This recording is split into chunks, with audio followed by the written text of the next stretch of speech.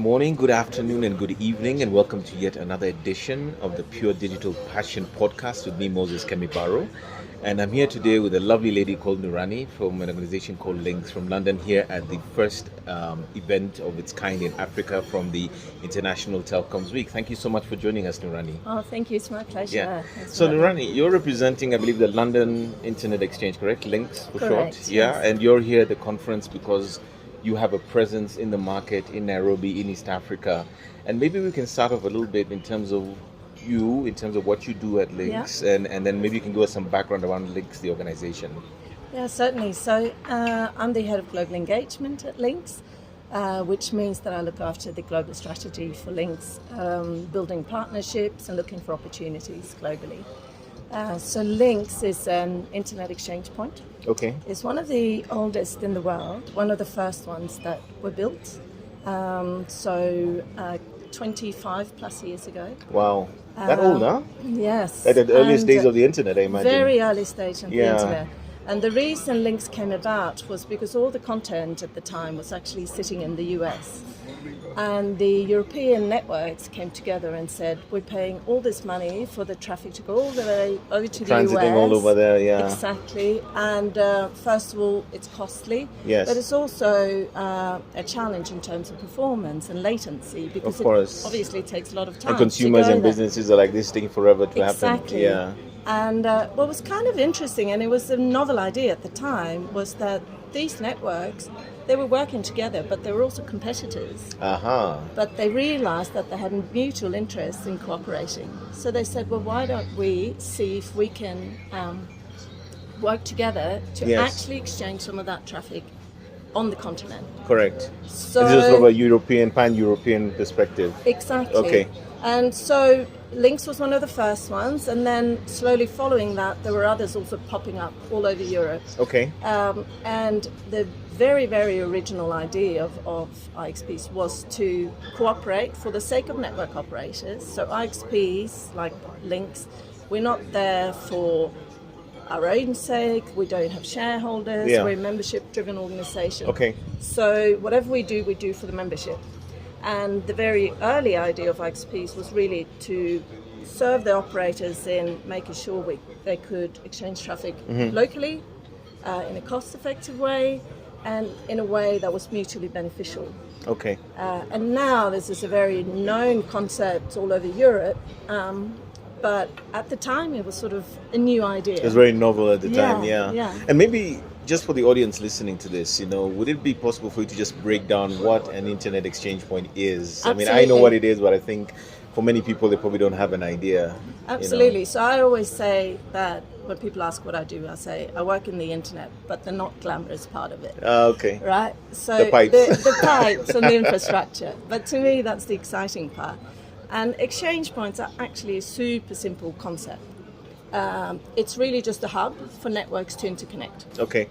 And so let's say you have a Netflix account, okay. and you have a broadband provider that streams that Netflix content. Maybe Safaricom or someone. For example. Yeah. Okay. So in order for Netflix to send you that content, they need to somehow speak to Safaricom, because they need to say, take my content and deliver it to Moses, to his home.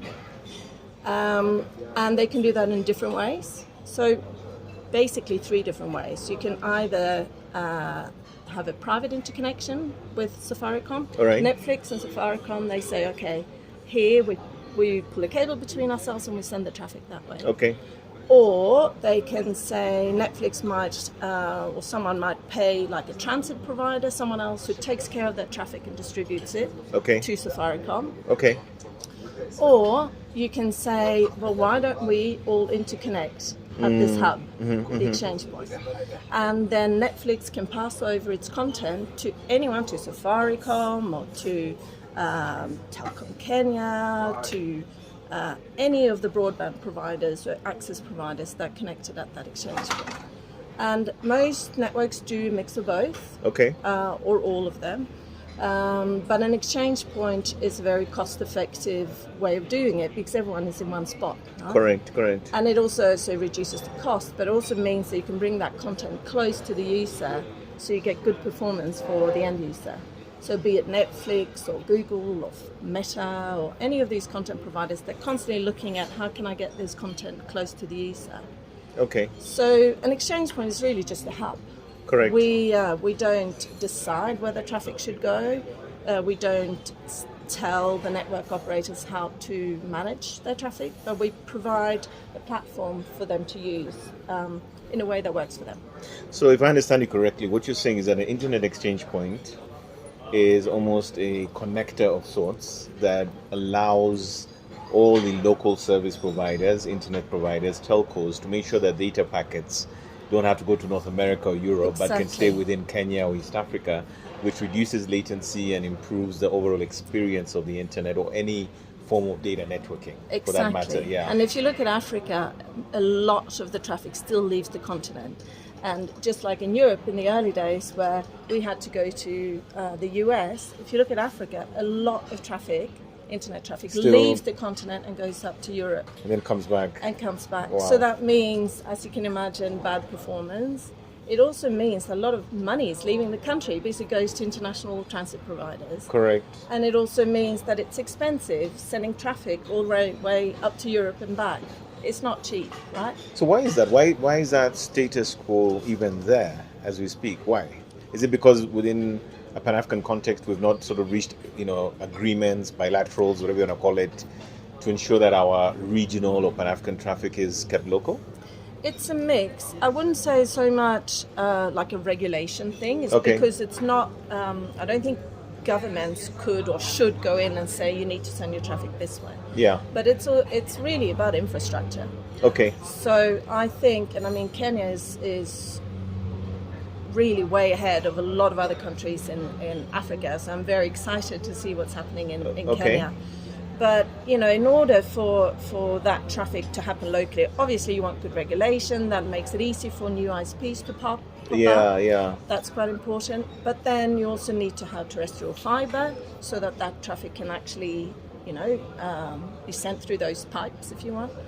But then you also want, an internet exchange point, enables that. If you don't have an exchange point, you don't have that option, or if you don't have one that's operated well or that reaches all the networks. For us, the fact also that we have data centers come in who are neutral also makes it easier for us to come in, because otherwise, how do you make sure that all these networks can assemble in one place and easily interconnect? Make sure it's really impartial for everyone. Yes. Yeah. But then the last bit is actually also where the content sits. Correct. So unless you have those content providers come locally, so you want the global content providers to come locally. So the Netflixes and so forth. And the Googles and the Metas and all and of these, them. was it cache servers? What do we call them nowadays? In my days, they used to call them cache servers when I worked at ISP. Yeah, it's a mix. Different CDNs do it in different ways. CDNs, content delivery networks. Okay, yep. So they do a few different things. They might put a cache in in your broadband provider's network, for example. Okay. That's a way of putting content close to the end user. Fewer hops. Yes, exactly. Yeah. Or they might also put one at an IXP. Okay. Or they might actually build a full installation, which means that they actually manage their traffic and pull it down locally to then exchange it. Like a dedicated facility or setup, yeah. Or just, it's basically just service in a data center. Okay. But then you need a data center, right? Correct. So all these pieces are really important to build that ecosystem. And I can see in many countries in Africa, those things are slowly happening. Yeah. But you might be lacking the content providers, you might be lacking terrestrial fiber or data center or a well-functioning IXP. If I look at Kenya, all those pieces of the puzzle are coming together. Okay. As an IXP, we're just one part. We don't claim to fix everything in the problem. Yeah. Every problem in the market, but we can play an important role. And also someone like LINX, because we have all these large content providers, they're members of ours already. Okay. We want to attract them locally. So that they can actually exchange that traffic locally for the benefit of the local community. So that means you almost in some ways you become an enabling platform of sorts because of all these places. Because I remember being at your stand yesterday, and I think I saw you have 350 data centers globally where you're resident. Is that correct? That sounds like a lot. No, but we have about 1,000 members that connect Okay, globally. okay. Yeah, It's massive, huh? but yes, it's very big. And but I really like when you called it an enabling platform. Yeah, it's almost, yeah. What I often say about exchange points is technically it's very simple. It's a piece of equipment. Yeah. Anyone can buy a piece of equipment. Yeah. But if you do it right, an IXP can actually be a catalyst for growth because you gather a community around an IXP. You have competitors meet each other. So if you look at the LINX meetings that we have in London, we actually have competitors meet and talk about how they can best interconnect to exchange traffic. So we're building relationships and we're helping other people build relationships. I also think the role of an IXP is to educate the community in how to manage your traffic, how to manage your routing, those things. And then what we also try to do is to speak to regulators and policymakers about how can you build a regulatory environment that helps that market grow. Right, yes, because they got to kind of figure it out as well, yes? Exactly. Correct. So I have another question, right? Because LINX is here. Yes. If I heard you correctly, you said you're in 3 data centers currently. I have big questions around that. I'm almost like, why don't you just one of them? So yes, that's my first please. question. And then the second question is, does that mean internet exchange points compete? Because I know there's something called a IXP here. So how does that work? Those two questions. Really good question. So let's cover the first one about data centers. Yeah. So there could be an argument that too many data centers in a market fragments that market. Yeah. How do you know which data center to go to? Oh, wow. What if you're at one data center and I'm at another one and we want to interconnect? Then we have to figure out how to find fiber or some other interconnection between those data centers. So what an IXP can do, so what we're doing in Nairobi is we are at all the 3 data centers and we are interconnecting them. So it means that if Moses is at data center 1 and someone else is at data center 2, you can actually both interconnect using our IXP. So in an instance where maybe one content provider or one of your partners, an ISP, doesn't happen to be in one of them, then you're saying that we are giving as much coverage as possible by being in 3 locations. Exactly, and they can actually access each other through our platform, so it doesn't matter which data center they are in. So what we're doing is we're actually interconnecting those data centers. So if you're at one data center, you can access all the networks at all the 3 data centers. Correct. And this is what we do, for example, in London, we're in 16 different data centers, because if you come into London, it doesn't matter which data center you're in, you can still access all the 1,000 networks that are interconnecting at LINX. Okay, wow. So maybe let me interject a little bit, going back again, and I'm still trying to get my head around why is LINX in Kenya or East Africa? What is the underpinning reason for that? Just the mere fact that you're here. So, well, in very, very simple terms, we actually have, because we're in exchange points, which means that we exchange things locally, but we also work with transport partners, because we have so many of the world's networks connecting in London.